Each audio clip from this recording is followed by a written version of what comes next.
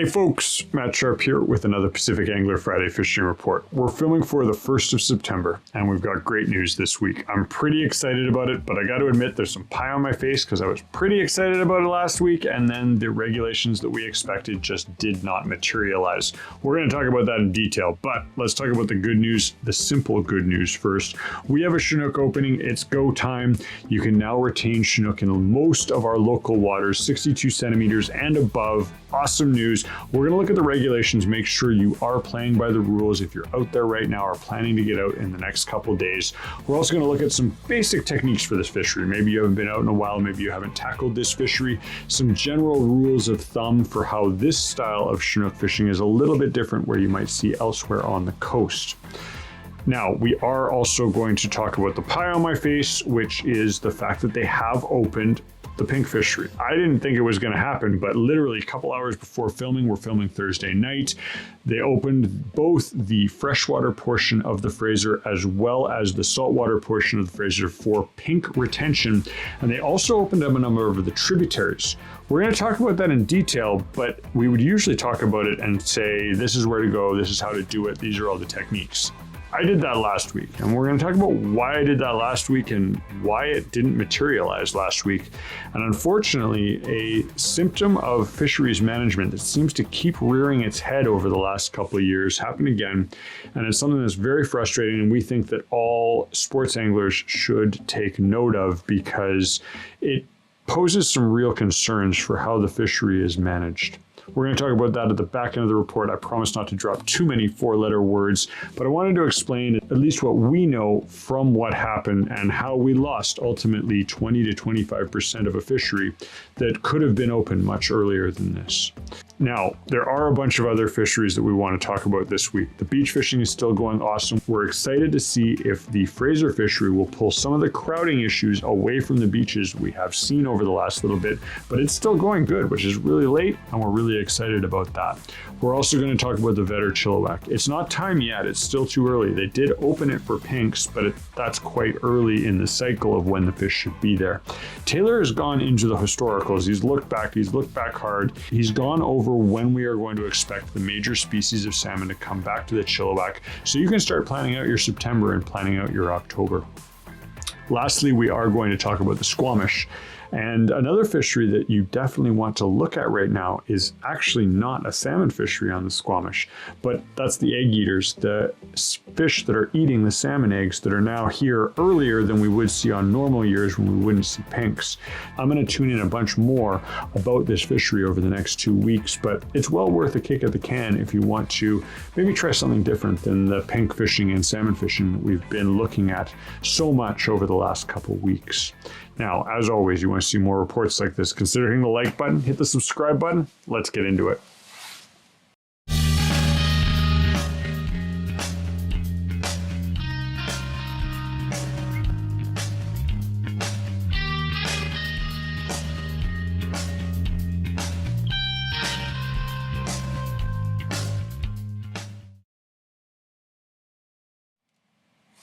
All right, everybody, cheers to Friday. I hope everybody's getting out. It is an excellent weekend to be an angler around British Columbia, around Vancouver in particular. And I want to start off first with the weather, because if you guys are thinking about heading down to the mouth of the Fraser, we've got to look at that weather because we're a little bit worried about the wind. So when we pull it up here, we've got, as you guys are watching this, it's predicting, and again, this is Thursday. You're going to have to check this today, this morning. You've probably already checked it, and if not, throughout the day. But we're going to see 15 to 20 knots northwest, and that is going to be a little lumpy. For all those folks considering a small boat, this is a problem, and you might consider areas maybe not off T10, not off the south arm of the Fraser, just because that's going to get lumped up pretty hard. And we're going to see wind northwest 15 to 20 diminishing to variable 5 to 15 on Saturday. That should be nice. And then we've got 10 to 20 Sunday, 10 to 20. So these are all forecasts that at least if this comes, is not dangerous, but it's a little bit bumpy and something you're going to have to take into consideration. And then we want to look at the Vancouver tides just to see where they are at.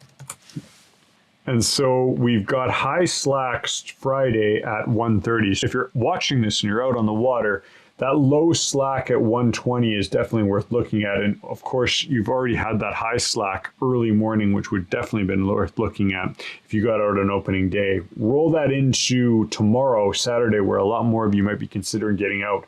That high slack is perfectly timed at about 8 o'clock. That would be a good time to focus, but then also focusing down at that low slack at 2 o'clock. I prefer the incoming tides for that fishery, but slack tides are always your friend, especially when things are getting lumpy. Now, when we're talking about lumpiness, we're talking about what to fish, and it's quite funny. I teased a bunch of our guides as well as Jason and said, what are you going to fish opening day? And pretty much resounding across the board was bait, bait, and more bait. Now, we have bait in stock right now. I recommend coming down and picking up what you can. We're well stocked. It doesn't seem like there's an anchovy shortage this year, but as these things go, it's always better to have a few in the freezer if you're planning to get out multiple times over the next couple weeks. And it's also not a bad idea to consider not fishing bait, especially when we see that wind warnings that we were looking at earlier right here. Why? Well, fishing bait is probably the most effective for these fish because they are more mature. They are less focused on feeding. They're more focused on moving. The water is also fairly colored. But if we're getting pushed around and you can't control the boat very well, bait can sometimes not fish right at the different speeds that you might find when you're getting bounced around a lot. It's also very common for bait to get blown out if all of a sudden you're going way too fast for a given tack.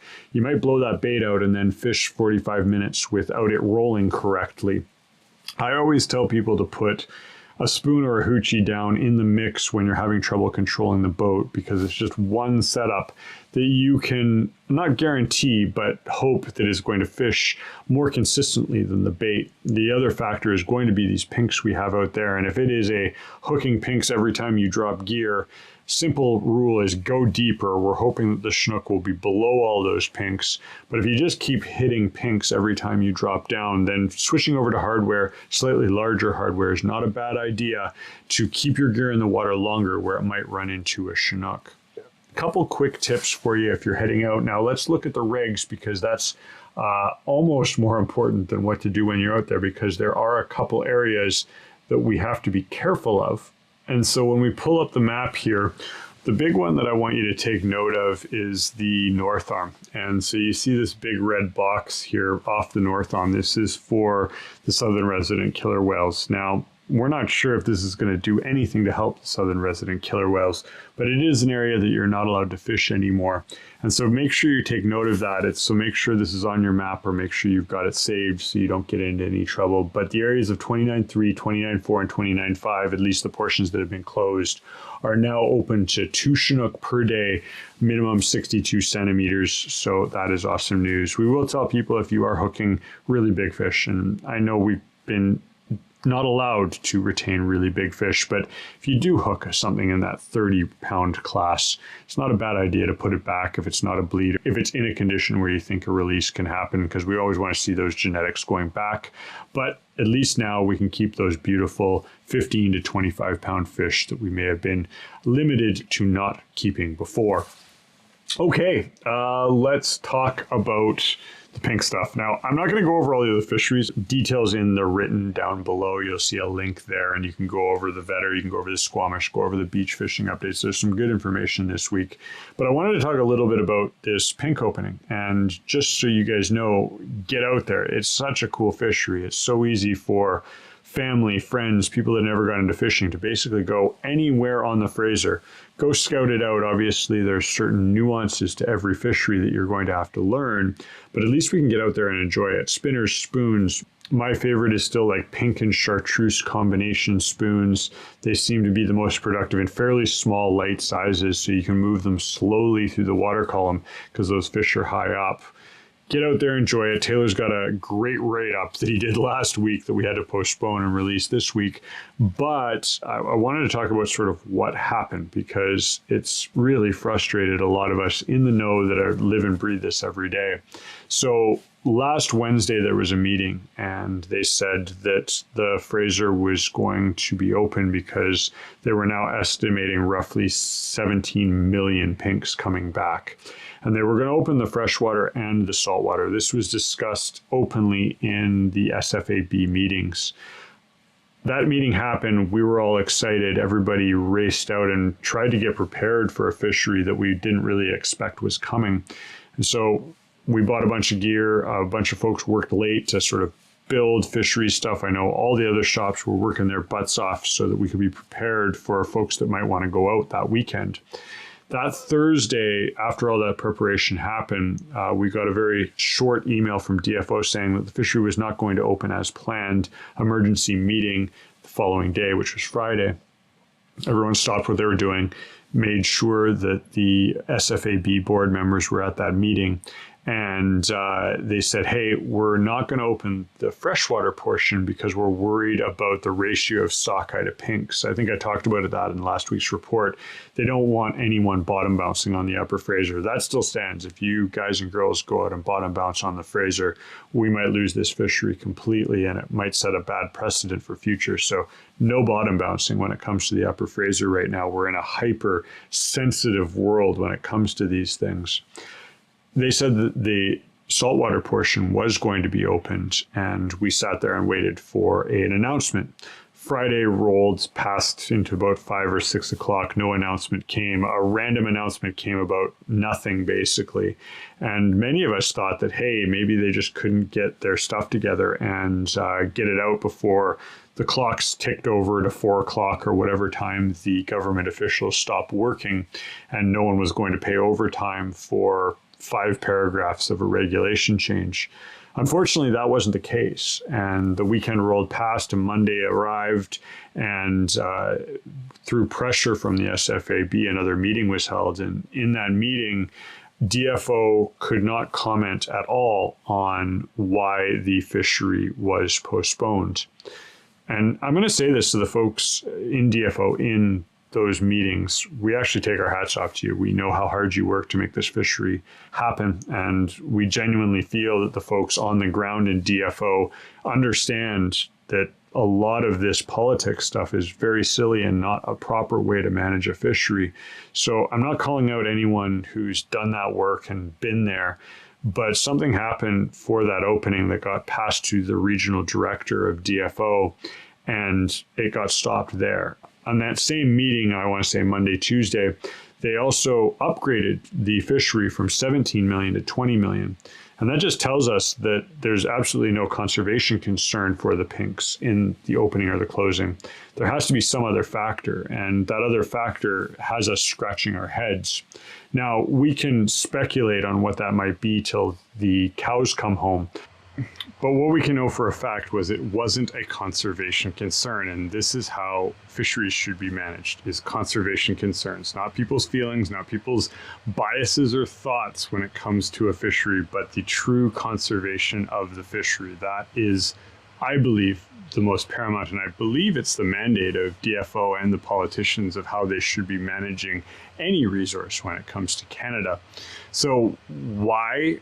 What do we think? Well, like I said, the cows could come home before we actually know. DFO will not tell us what it was, but the speculation is that because there are so many pinks in the water right now, there's a bunch of fisheries happening where there's so many pinks that the fishery is not going well, aka the Chinook fishery, where the First Nations have a TAC, a total allowable catch, for a certain number of Chinook for ceremonial use. And they're not going to be able to meet that because there's so many pinks in the water that every gill net is picking up 1 million pinks and not many Chinook. And what are they doing in that case? Well, unfortunately, we can tie Russia into the conspiracy theory. Russia has flooded the market with pinks, and pinks are worth like 6 cents a pound right now. It's not even worth someone to clean that fish or put it into dog food or cat food at this point on an economic level. We won't get into the debate of whether ceremonial fish should be used on an economic scale. That's not what I'm here for. But the bottom line is when they're trying to catch Chinook, they're probably catching a lot of pinks. And we've already heard reports of dumping of pinks because it's literally useless. And Our thought is that maybe the optics of a bunch of sports anglers getting out there and then witnessing this might raise some questions about the gillnet fisheries. Ironically, in this case, the gillnet fisheries probably aren't too much at fault. We don't want all of those pinks making it to the reds and possibly causing over pollution / too many dead bodies on the reds, causing major problems for other species and in the future populations coming out of those reds. Again, the science is fairly complicated, but it's still the optics of it, and it looks as though DFO said, hey, we don't want to deal with that reality. That's just my 2 cents. That's not based on any fact. DFO would have to come out and tell us exactly why they didn't open it last week, but that's the consensus right now amongst folks that are in the know, that they were managing for the 5%, not the 95% of the British Columbia population. All right, doom and gloom aside, everybody get out there and enjoy that fishery. Get out there and enjoy the saltwater fisheries. We're blessed to have what we have in our backyard, and we are hats off to those at DFO that tried and ultimately did get us an opening for a lot of pinks, and hope we can all enjoy it. As always, you want to see more fishing reports like this, consider hitting the like button, hit the subscribe button. I'm going to catch you in 2 weeks. Oh yeah, if you want to go to Christmas Island with me, we're putting that on in February. I'm going to leave a link to the video of us hanging out in Christmas Island, where it's a lot more relaxing than worrying about DFO making openings.